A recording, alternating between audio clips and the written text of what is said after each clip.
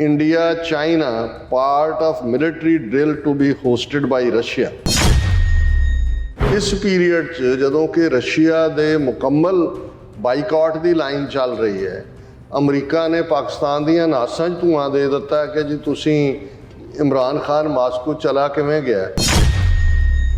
ਹੁਣ ਉਹੀ ਇੰਡੀਆ ਰੂਸ ਤੋਂ ਡਿਫੈਂਸ ਮਿਸਲ ਸਿਸਟਮ ਵੀ ਖਰੀਦਦਾ ਹੈ, ਉਹਨਾਂ ਤੋਂ ਆਇਲ ਵੀ ਲੈ ਰਿਹਾ, ਔਰ ਹੁਣ ਜਿਹੜੀ 30 ਅਗਸਤ ਤੋਂ 15 ਸਤੰਬਰ ਤੱਕ ਵੋਸਟਕ 2020 ਐਕਸਰਸਾਈਜ਼ ਚੱਲ ਰਹੀਆਂ ਨੇ, ਉਹਦੇ 'ਚ ਇੰਡੀਅਨ ਫੌਜ ਹੈ।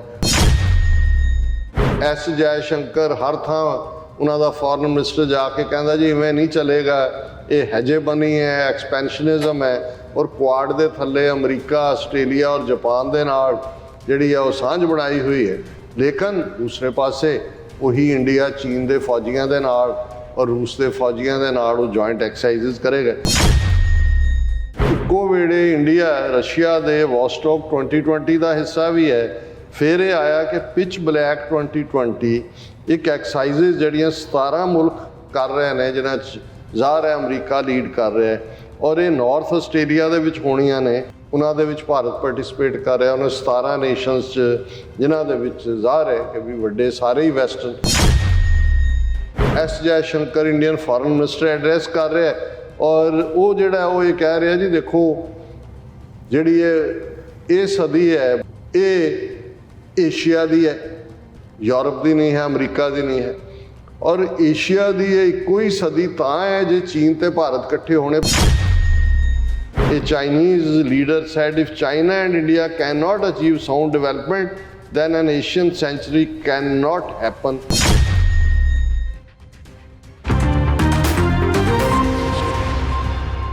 Viewers welcome back to programme. So viewers programme ਹੋਰ ਅੱਗੇ ਵਧਾਉਂਦੇ ਹਾਂ ਅੱਜ ਦੇ ਦੂਸਰੇ ਇਸ਼ੂ ਦੇ ਨਾਲ। ਉਸ ਦੇ ਵਿੱਚ ਆਪਾਂ ਗੱਲਬਾਤ ਕਰਨ ਜਾ ਰਹੇ ਹਾਂ ਕਿ ਸਾਊਥ ਏਸ਼ੀਆ 'ਚੋਂ ਅੱਡ-ਅੱਡ ਤਰ੍ਹਾਂ ਦੀਆਂ ਖਬਰਾਂ ਇੱਕੋ ਵੇਲੇ ਆਉਂਦੀਆਂ ਹਨ। ਚੀਨ ਪਾਕਿਸਤਾਨ ਦੀਆਂ ਨਜ਼ਦੀਕੀਆਂ, ਚੀਨ ਰੂਸ ਦੀਆਂ ਨਜ਼ਦੀਕੀਆਂ, ਤੇ ਹੁਣ ਚੀਨ ਰੂਸ ਅਤੇ ਇੰਡੀਆ ਦੀਆਂ ਸਾਂਝੀਆਂ ਫੌਜੀ ਮਸ਼ਕਾਂ ਦੀਆਂ ਖਬਰਾਂ ਕਾਫੀ ਭੁਲੇਖੇ ਪਾਉਂਦੀਆਂ ਹਨ। ਆਓ ਇਸ ਗੁੰਝਲਦਾਰ ਸਥਿਤੀ ਨੂੰ ਸਮਝਣ ਦੀ ਜਿਹੜੀ ਹੈ ਕੋਸ਼ਿਸ਼ ਕਰਦੇ ਹਾਂ। ਸੋ ਅਸੀਂ ਚਾਹਾਂਗੇ ਕਿ ਤੁਸੀਂ ਇਸੇ ਤਰ੍ਹਾਂ ਬਣੇ ਰਹਿਣਾ। ਦੇਖਣ ਸੁਣਨ ਲਈ ਤੁਹਾਡਾ ਸਭ ਦਾ ਬਹੁਤ ਬਹੁਤ ਸ਼ੁਕਰੀਆ ਜੀ। ਡਾਕਟਰ ਸਾਹਿਬ ਕੀ ਕਹਿਣਾ ਚਾਹੋਗੇ? ਦੇਖੋ, ਭਾਰਤ ਦੇ ਵਿੱਚ ਸਿਆਸੀ ਧਿਰਾਂ ਬਾਰੇ ਅਕਸਰ ਜਿਹੜੇ ਸਿਆਣੇ ਲੋਕ ਸੀ ਉਹਨਾਂ ਵਰਕਰਾਂ ਨੂੰ ਸਲਾਹ ਦਿੰਦੇ ਹੁੰਦੇ ਸੀ, ਜਿਹੜੇ ਇੱਕ ਦੂਜੇ ਦੇ ਲੀਡਰ ਜਾਂ ਪਾਰਟੀ ਦੇ ਪਿੱਛੇ ਗਲ ਪੈਂਦੇ ਸੀ, ਇੱਕ ਦੂਜੇ ਦੇ ਲੜਦੇ ਸੀ ਉਹਨਾਂ ਦੇ ਨਾਲ ਜਾਂ ਕਸੂਨਮੁਖੀ ਕਰਦੇ ਸੀ। ਅਤੇ ਉਹ ਕਹਿੰਦੇ ਸੀ ਕਿ ਹੁਣ ਤੁਸੀਂ ਆਪਣੇ ਜਿਹੜੇ ਲੀਡਰ ਨੇ ਤੁਹਾਡੀਆਂ ਪਾਰਟੀਆਂ ਦੇ ਉਹ ਦੇਖੋ ਕਿੱਥੇ ਨੇ। ਔਰ ਬਹੁਤ ਹਾਲਤਾਂ 'ਚ ਹੁੰਦਾ ਸੀ ਕਿ ਉਹ ਸਾਰੇ ਇਕੱਠੇ ਬਹਿ ਕੇ ਸ਼ਰਾਬ ਪੀ ਰਹੇ ਹੁੰਦੇ ਸੀ। ਉਹ ਕਹਿੰਦੇ ਸੀ ਤੁਹਾਨੂੰ ਲੜਨ ਲਈ ਛੱਡਿਆ ਹੋਇਆ ਹੈ। ਅਲਟੀਮੇਟਲੀ ਇਹ ਸਾਰੇ ਇੱਕੋ ਹੀ ਨਸਲ ਹੈ ਔਰ ਇਹ ਇੱਕੋ ਹੀ ਨੇ। ਤੁਸੀਂ ਬੇਵਕੂਫਾਂ ਦੀ ਤਰ੍ਹਾਂ ਇੱਕ ਜਾਂ ਦੂਜੇ ਦਾ ਝੰਡਾ ਚੁੱਕ ਕੇ ਇੱਕ ਦੂਜੇ ਦੇ ਗਲ ਪੈਂਦੇ। ਹੁਣ ਜੋ ਸਾਡੇ ਸਾਊਥ ਏਸ਼ੀਆ ਦੇ ਵਿੱਚ ਇਸ ਵੇਲੇ ਸਿਨੇਰੀਓ ਬਣਿਆ ਹੋਇਆ, ਜਦੋਂ ਅਸੀਂ ਰੀਜਨਲ ਸਿਆਸੀ ਖਾਸ ਤੌਰ 'ਤੇ ਮੁਲਕਾਂ ਦੀ ਗੱਲ ਕਰਦੇ ਹਾਂ ਤਾਂ ਜ਼ਾਹਰ ਹੈ ਚਾਈਨਾ, ਭਾਰਤ, ਪਾਕਿਸਤਾਨ, ਅਤੇ ਜੇ ਚਾਈਨਾ ਨਾਲ ਬਾਰਡਰ ਵੀ ਲੱਗਦਾ ਔਰ ਇਸ ਵੇਲੇ ਚੀਨ ਦੇ ਨਾਲ ਪੂਰਾ ਅਲਾਇੰਸ ਹੈ, ਰਸ਼ੀਆ। ਇਹ ਚਾਰ ਵੱਡੀਆਂ ਧਿਰਾਂ ਨੇ। ਬੇਸ਼ੱਕ ਹੋਰ ਵੀ ਕੰਟਰੀਜ਼ ਨੇ, ਪਰ ਮੈਂ ਕਿਉਂਕਿ ਸਾਊਥ ਏਸ਼ੀਆ ਦੇ ਕਾਂਟੈਕਸਟ ਔਰ ਇਹਨਾਂ ਦੇ ਨਾਲ ਅਮਰੀਕਾ ਦੀ ਐਂਟਰੀ ਮਾਰਨਾ, ਉਹ ਬੇਸ਼ੱਕ ਕੁਆਡ ਦੇ ਜ਼ਰੀਏ ਹੋਏ, ਉਸ ਦੇ ਵਿੱਚ ਜਿਹੜਾ ਆਸਟ੍ਰੇਲੀਆ ਵੀ ਇਨਵੋਲਵ ਹੈ, ਜ਼ਾਹਰ ਹੈ ਜਾਪਾਨ ਵੀ ਇਨਵੋਲਵ ਹੈ, ਇੰਡੀਆ ਔਰ ਅਮਰੀਕਾ ਹੈ, ਔਰ ਉਸ ਦੇ ਨਾਲ ਜਿਹੜਾ ਸਾਊਥ ਚਾਈਨਾ ਸੀ ਦੇ ਵਿੱਚ ਅਮਰੀਕਾ ਔਰ ਚੀਨ ਦਾ ਹੋਏ, ਔਰ ਹੁਣ ਤਾਈਵਾਨ ਦਾ ਮੁੱਦਾ ਜਿਹਨੂੰ ਫਰਦਰ ਰੇਕ ਕਰਦੇ ਆ। ਨੈਂਸੀ ਪੈਲੋਸੀ ਗਈ, ਫਿਰ ਉਸ ਤੋਂ ਬਾਅਦ ਹੁਣ ਕਾਂਗਰਸਮੈਨਾਂ ਦਾ ਇੱਕ ਡੈਲੀਗੇਸ਼ਨ ਜਾ ਰਿਹਾ ਹੈ, ਔਰ ਕੱਲ੍ਹ ਦੀ ਖਬਰ ਹੀ ਸੀ ਕਿ ਕੈਨੇਡਾ ਦੇ ਮੈਂਬਰ ਪਾਰਲੀਮੈਂਟ ਜਿਹੜੇ ਨੇ ਕੁਛ ਉਹਨਾਂ ਦਾ ਡੈਲੀਗੇਸ਼ਨ ਵੀ ਜਾ ਰਿਹਾ। ਸੋ ਜਿਹੜਾ ਅਮਰੀਕਾ ਹੈ ਉੱਥੇ ਵੀ ਉਸ ਪਤੀਲੇ ਦੇ ਥੱਲੇ ਜਿਹੜੀਆਂ ਨੇ ਉਹ ਲੱਕੜਾਂ ਝੋਕੀਆਂ ਹੋਈਆਂ ਨੇ, ਉਹ ਅੱਗ ਬਲਦੀ ਰੱਖੀ ਹੋਈ ਹੈ। ਪਰ ਅਸੀਂ ਅਮਰੀਕਨ ਫੈਕਟਰ ਦੀ ਗੱਲ ਨਹੀਂ ਕਰਾਂਗੇ ਜ਼ਿਆਦਾ ਕਿ ਵੀ ਇਸ ਸਾਰੇ ਦੇ ਵਿੱਚ ਇਹਦੀਆਂ ਕੀ ਕੰਪਲੈਕਸਿਟੀਜ਼ ਨੇ ਇਸ ਸਾਰੀ ਸਿਚੁਏਸ਼ਨ ਦੀਆਂ। ਇਹ ਕਿਵੇਂ, ਜੇ ਤੁਸੀਂ ਬਾਹਰੋਂ ਅਖਬਾਰਾਂ ਦੀਆਂ ਹੈਡਲਾਈਨਸ ਦੇਖੋ ਤਾਂ ਫਿਰ ਤੁਹਾਨੂੰ ਲੱਗਦਾ ਹੈ ਵੀ ਇਹ ਤਾਂ ਇੱਕ ਦੂਜੇ ਦੇ ਖੂਨ ਦੇ ਪਿਆਸੇ, ਜਿਵੇਂ ਚੀਨ ਔਰ ਭਾਰਤ ਦੇ ਵਿਚਾਲੇ ਜੋ ਹੋਇਆ 15-16 ਰਾਊਂਡ ਗੱਲਬਾਤ ਦੇ ਹੋਏ ਨੇ, ਗੱਲ ਕਿਸੇ ਕੰਢੇ ਨਹੀਂ ਲੱਗੀ, 1000 ਸਕੁਅਰ ਕਿਲੋਮੀਟਰ ਤੋਂ ਜ਼ਿਆਦਾ ਟੈਰੀਟਰੀ ਲੈ ਲਈ, ਪਾਕਿਸਤਾਨ ਦੇ ਹਵਾਲੇ ਨਾਲ ਅਸੀਂ ਦੇਖਦੇ ਹਾਂ ਔਰ ਭਾਰਤ ਦੀ ਕਿਸ ਕਿਸਮ ਦੀ ਹੌਸਟੈਲਿਟੀ ਹੈ।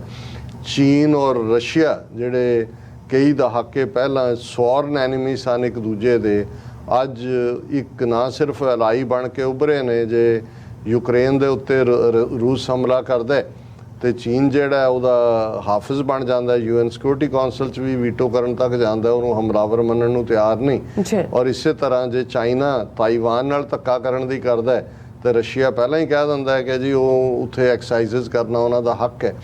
ਹੁਣ ਇਹ ਸਾਰੀ ਕੰਪਲੈਕਸਿਟੀ ਜਿਹੜੀ ਹੈ ਸਿਚੁਏਸ਼ਨ ਦੀ, ਔਰ ਇਸੇ ਤਰ੍ਹਾਂ ਚੀਨ ਔਰ ਪਾਕਿਸਤਾਨ ਜਿਹੜੀ CPEC ਹੈ ਜਿਹਦੇ ਤੇ 72 ਤੋਂ 90-92 ਬਿਲੀਅਨ ਡਾਲਰ ਕੱਲਾ CPEC, ਫਿਰ one belt one road initiative. So ਇੱਕ ਗੱਲ ਮੁੱਢਲੇ ਤੌਰ ਤੇ ਜਿਵੇਂ ਅਸੀਂ ਅੱਗੇ ਵੀ ਇੱਕ ਵਾਰ ਡਿਸਕਸ ਕੀਤਾ ਸੀ ਕਿ ਇੱਕ ਗੱਲ ਦਾ ਧਿਆਨ ਰਿਹਾ ਕਿ ਅਲਟੀਮੇਟਲੀ ਇਹ ਵੱਡੀਆਂ ਸਾਰੀਆਂ ਤਾਕਤਾਂ ਇਹਨਾਂ ਦੇ ਵਪਾਰਕ ਇੰਟਰਸਟ ਜੁੜੇ ਹੋਏ ਨੇ ਜੀ, ਇਹਨਾਂ ਦੇ ਸੌਦੇ ਵੇਚਣ ਦੀ ਗੱਲ ਹੈ ਤੇ ਉਸ ਸਾਰੇ ਦੇ ਦੁਆਲੇ ਹੀ ਫਿਰ ਜਿਹੜੀ ਕਹਾਣੀ ਘੁੰਮਦੀ ਹੈ ਉਹ ਹਿਊਮਨ ਰਾਈਟਸ ਇਸ਼ੂ ਹੋਏ, ਕੋਈ ਹੋਰ ਜਿਵੇਂ ਜੇ ਹੁਣ ਸਿੰਗਕਿਆਂਗ ਦਾ ਇਸ਼ੂ ਅਮਰੀਕਾ ਰੇਕ ਕਰਦਾ ਚਾਈਨਾ ਦੇ ਖਿਲਾਫ, ਪਰ ਦੂਸਰੇ ਪਾਸੇ ਜੋ ਕਸ਼ਮੀਰੀਆਂ ਨਾਲ ਹੋ ਰਿਹਾ ਹੈ, ਜੋ ਸਿੱਖਾਂ ਨਾਲ ਪੰਜਾਬ 'ਚ ਹੋ ਰਿਹਾ ਹੈ, ਜੋ ਇਹਨਾਂ ਦੇ ਆਪਣੇ ਹਮ ਮਜ਼ਹਬ ਈਸਾਈਆਂ ਨਾਲ ਨਾਗਾਲੈਂਡ 'ਚ ਹੋਇਆ ਤੇ ਹੋ ਰਿਹਾ, ਉਸ ਬਾਰੇ ਅਮਰੀਕਾ ਚੁੱਪ ਹੁੰਦਾ। ਹੁਣ ਜੇ 5 ਅਗਸਤ 2019 ਨੂੰ ਕਸ਼ਮੀਰ ਦਾ ਸਟੇਟਸ ਆਰਟੀਕਲ 370-35A ਖਤਮ ਕੀਤਾ ਜਾਂਦਾ ਹੈ, ਟਰੰਪ ਐਡਮਿਨਿਸਟ੍ਰੇਸ਼ਨ ਬਿਲਕੁਲ ਕੁਆਇਟ ਰਹਿੰਦਾ ਹੈ ਕਿ ਬਈ ਇਹ ਤਾਂ ਕੇਸ UN ਸਿਕਿਉਰਿਟੀ ਕੌਂਸਲ ਦੇ ਵਿੱਚ ਹੈ, ਡਿਸਪਿਊਟਡ ਟੈਰੀਟਰੀ ਹੈ, ਤੁਸੀਂ ਇਵੇਂ ਕਿਵੇਂ ਕਰ ਸਕਦੇ ਹੋ।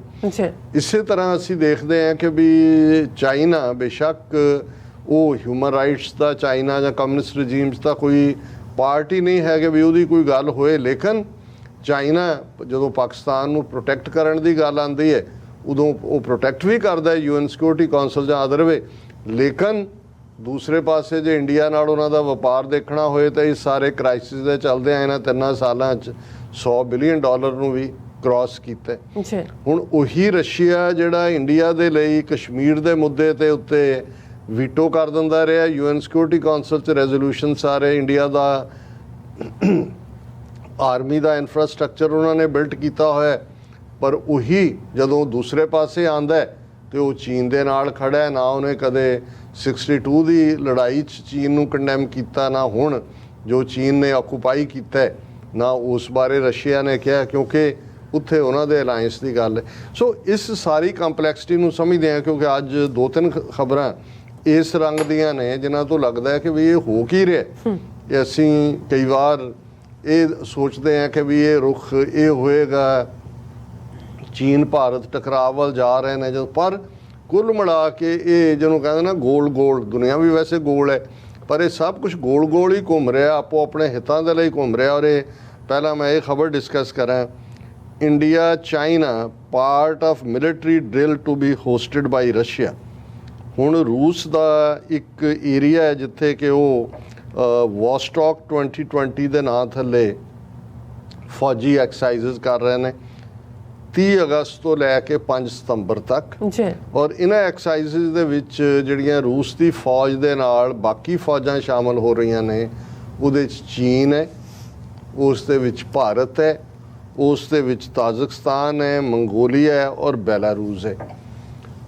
ਹੁਣ ਯੂਕਰੇਨ ਦੇ ਉੱਤੇ ਰੂਸ ਦੇ ਹਮਲੇ ਤੋਂ ਬਾਅਦ ਇਹ ਪਹਿਲਾ ਹਾਲਾਂ ਉਸ ਤੋਂ ਪਹਿਲਾਂ ਸਿੰਬੋਲਿਕ ਜਿਹੀਆਂ ਐਕਸਰਸਾਈਜ਼ਸ ਭਾਰਤ ਪਾਕਿਸਤਾਨ ਇਕੱਠੇ ਰਹੇ ਨੇ, ਲੇਕਿਨ ਇਸ ਪੀਰੀਅਡ 'ਚ ਜਦੋਂ ਕਿ ਰਸ਼ੀਆ ਦੇ ਮੁਕੰਮਲ ਬਾਈਕਾਟ ਦੀ ਲਾਈਨ ਚੱਲ ਰਹੀ ਹੈ, ਅਮਰੀਕਾ ਨੇ ਪਾਕਿਸਤਾਨ ਦੀਆਂ ਨਾਸਾਂ 'ਚ ਧੂੰਆਂ ਦੇ ਦਿੱਤਾ ਕਿ ਜੀ ਤੁਸੀਂ ਇਮਰਾਨ ਖਾਨ ਮਾਸਕੋ ਚਲਾ ਕਿਵੇਂ ਗਿਆ।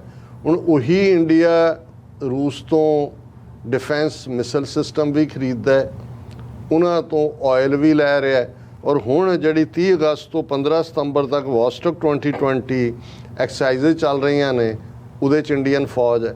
ਹੁਣ ਇਹੀ ਤੁਸੀਂ ਇੰਡੀਆ ਔਰ ਚਾਈਨਾ ਦਾ ਟਕਰਾਅ ਦੇਖੋ ਕਿ ਵੀ ਐਸ ਜੈ ਸ਼ੰਕਰ ਹਰ ਥਾਂ ਉਹਨਾਂ ਦਾ ਫੋਰਨ ਮਿਨਿਸਟਰ ਜਾ ਕੇ ਕਹਿੰਦਾ ਜੀ ਇਵੇਂ ਨਹੀਂ ਚੱਲੇਗਾ, ਇਹ ਹੈਜੇਬਨੀ ਹੈ, ਐਕਸਪੈਂਸ਼ਨਿਜ਼ਮ ਹੈ, ਔਰ ਕੁਆਡ ਦੇ ਥੱਲੇ ਅਮਰੀਕਾ, ਆਸਟ੍ਰੇਲੀਆ ਔਰ ਜਾਪਾਨ ਦੇ ਨਾਲ ਜਿਹੜੀ ਆ ਉਹ ਸਾਂਝ ਬਣਾਈ ਹੋਈ ਹੈ।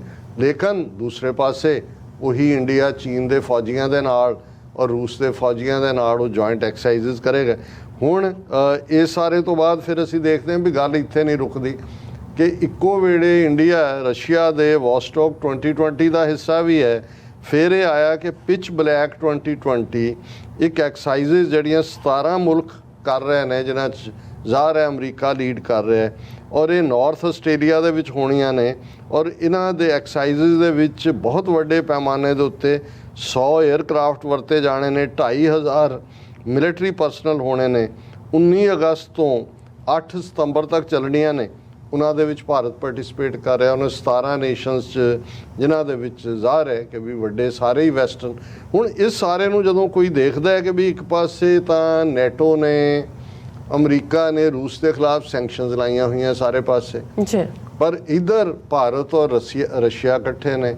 ਰਸ਼ੀਆ ਔਰ ਚਾਈਨਾ ਤਾਂ ਚਲੋ ਉਹਨਾਂ ਦਾ ਤਾਂ ਹੁਣ ਸਟ੍ਰੈਟੇਜਿਕ ਇੱਕ ਆਪਣੀ ਹੈ ਹੀ ਹੈ ਅੰਡਰਸਟੈਂਡਿੰਗ, ਪਰ Russia, China, India joint exercises ਕਰ ਰਹੇ ਨੇ। ਹੁਣ ਇਸ ਸਾਰੇ ਦੇ ਚੱਲਦੇ ਆ, ਹੁਣ ਇਹ ਇੱਧਰ ਚੱਲ ਰਿਹਾ ਹੈ ਕਿ ਰਸ਼ੀਆ ਦੇ ਨਾਲ ਫਿਰ ਇਕੱਲਾ ਇਹੀ ਨਹੀਂ ਹੈ।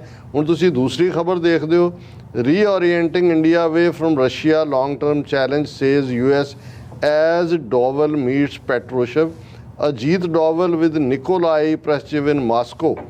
ਹੁਣ ਇਹ ਕੌਣ ਹੈ? ਇੰਡੀਆ ਦਾ ਨੈਸ਼ਨਲ ਸਿਕਿਉਰਿਟੀ ਐਡਵਾਈਜ਼ਰ ਹੈ ਅਜੀਤ ਡੋਵਲ, ਔਰ ਇਹ ਰਸ਼ੀਆ ਦੇ ਜਿਹੜਾ ਸਿਕਿਉਰਿਟੀ ਐਡਵਾਈਜ਼ਰ ਹੈ ਨਿਕੋਲਾਈ ਪੈਟਰੂਸ਼ੇਵ ਨਾਲ ਉਹਦੇ 'ਚ ਬਾਇਲੇਟਰਲ ਟਾਈਜ਼ ਨੂੰ ਅੱਗੇ ਤੋਰਨ ਦੇ ਲਈ ਮਾਸਕੋ ਦੇ ਵਿੱਚ ਬੈਠਾ ਗੱਲਬਾਤ ਕਰ ਰਿਹਾ। ਹੁਣ ਜੇ ਇੰਨਾ ਹੀ ਰਸ਼ੀਆ ਦੇ ਉੱਤੇ ਸੈਂਕਸ਼ਨਸ ਜਾਂ ਦੂਜੀਆਂ ਨੇ, ਤੇ ਇਸ ਲੈਵਲ ਦੀ ਅੰਡਰਸਟੈਂਡਿੰਗ ਇੰਡੀਆ ਦੀ ਰਸ਼ੀਆ ਨਾਲ ਔਰ ਅਮਰੀਕਾ ਨੂੰ ਡਿਫੈਂਡ ਕਰ ਰਿਹਾ ਜੀ, ਪੁਰਾਣੀਆਂ ਟਾਈਜ਼ ਨੇ, ਵਕਤ ਲੱਗੇਗਾ ਜਾਂ ਦੂਜਾ। ਹੁਣ ਉਸੇ ਹੀ ਕੰਟੈਕਸਟ ਦੇ ਵਿੱਚ ਇੱਕ ਜਿਹੜੀ ਕਾਨਫਰੰਸ ਦੇ ਵਿੱਚ ਬੈਂਕਾਕ 'ਚ S Jai Shankar Indian foreign minister address ਕਰ ਰਿਹਾ, ਔਰ ਉਹ ਜਿਹੜਾ ਉਹ ਇਹ ਕਹਿ ਰਿਹਾ ਜੀ ਦੇਖੋ ਜਿਹੜੀ ਇਹ ਸਦੀ ਹੈ 22ਵੀਂ ਸਦੀ, ਜਿਹੜੀ 21ਵੀਂ ਸਦੀ, ਇਹ ਏਸ਼ੀਆ ਦੀ ਹੈ, ਯੂਰਪ ਦੀ ਨਹੀਂ ਹੈ, ਅਮਰੀਕਾ ਦੀ ਨਹੀਂ ਹੈ।